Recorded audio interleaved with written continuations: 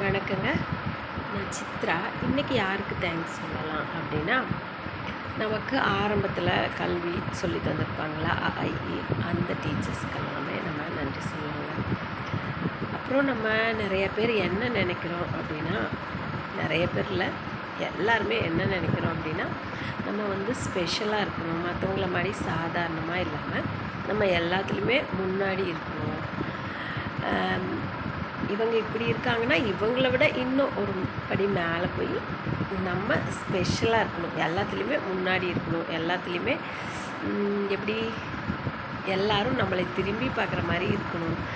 அந்த மாதிரிலாம் யோசிச்சுட்டு என்னென்னவோ சொல்லுவோம், ரொம்ப ஸ்ட்ரெஸ் ஆகிக்குவோம். அப்படிலாம் இல்லாமல் நம்ம இயல்பாகவே சரியாக இருந்தோம் அப்படின்னா அதுவே நல்லா இருக்குங்க.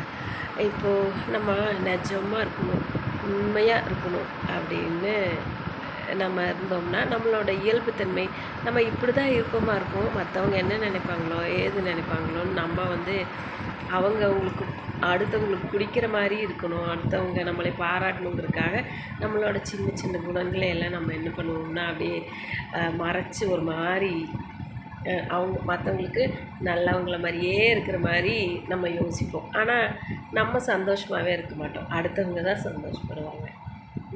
நம்மளோட இயல்பில் இருந்தாலே போதும், அதுவே ஸ்பெஷல் ஆயிடும், அதுவே எல்லாருக்கும் நம்மளை பிடிக்கும். ஏன்னா நம்ம உண்மையாக இருக்கும்போது, நம்ம நிஜமாக இருக்கும்போது அது எப்படி இருந்தாலுமே அது எல்லாருக்கும் பிடிக்குங்க. அதனால் நம்மளோட தன்மையை இன்னும் பெட்டர் பண்ணிக்கலாம், அது அந்த மாதிரி இருக்கலாமே ஒழிய அடுத்தவங்களை பார்த்து அடுத்தவங்கள மாதிரி இருக்கணும்னு யோசிக்காமல் நம்ம தனித்துவமான நிலைமையில் நல்லா வளர்ந்து எல்லாருக்கும் பிடிக்கிற மாதிரி இருக்கலாம்.